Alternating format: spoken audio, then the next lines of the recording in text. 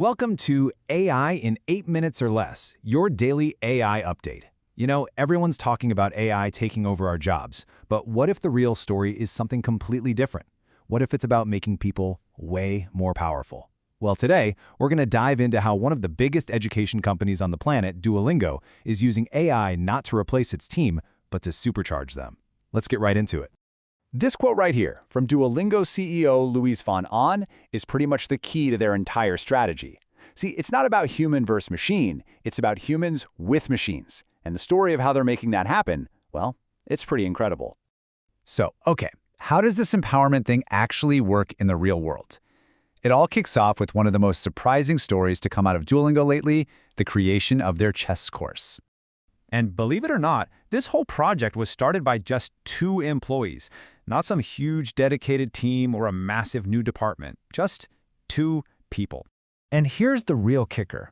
They had literally 0 engineering background, and 0 chess background either. In fact, one of the reasons they wanted to build the course in the first place was so they could learn how to play chess themselves. So, armed with basically just generative AI tools, they went and built the entire curriculum and a working prototype completely from scratch. And get this, they did all of it in just 6 months. And the result of that 6 months of work? It's now the fastest growing course in the company's entire history, with a staggering 7 million daily active users. Now that is what happens when you empower employees with the right tools. So how in the world did they pull this off? I mean, this wasn't just a lucky break, right? It was the result of a very deliberate, company-wide culture that's designed to make everyone an AI innovator. Now, what's really cool about this is just how practical these steps are. They held a day where everybody, I'm talking HR, finance, you name it, had to code something with AI. And they have Slack channels, not just for sharing the wins, but also for AI fails. That creates a space where it's totally safe to experiment and learn from what doesn't work. And the impact of this is huge.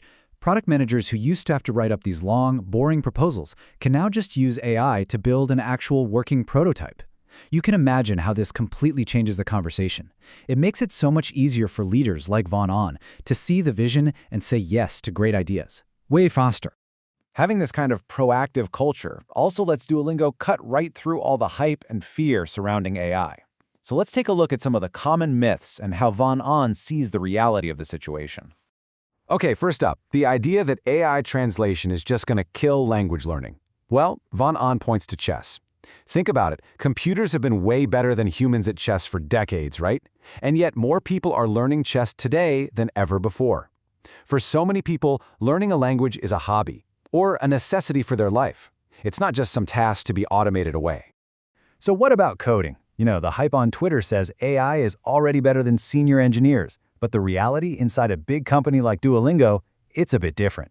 AI is amazing for starting new projects, but it really struggles with complex existing code. And when it makes a mistake, debugging that AI-generated code can sometimes take even longer than just writing it yourself from scratch. And then there's the big one, layoffs. Duolingo, for the record, has never had layoffs. Von Ahn believes that when companies blame AI for cutting jobs, it's often just an easy scapegoat for other problems like overhiring. In his view, a single employee who's empowered by AI isn't just safe, they are more valuable than they've ever been. So, if it's not about termination, what does the future of work actually look like? Well, it's all about transformation. If you look at specific jobs, von Ahn sees a lot of nuance. Sure, maybe the job of a translator becomes more of a premium service, but teachers, they're not going anywhere. Why? Because their real job is about inspiration and motivation, things AI just can't replicate. And it's the same story for jobs like project manager, which relies so heavily on emotional intelligence to manage complex human dynamics. And this really brings us to the heart of the matter. This is a productivity revolution. The real question for companies isn't who can we replace? The question is, how much more can we achieve with the amazing team we already have? Which brings us right back to that very first quote. The future isn't some passive thing that just happens to us.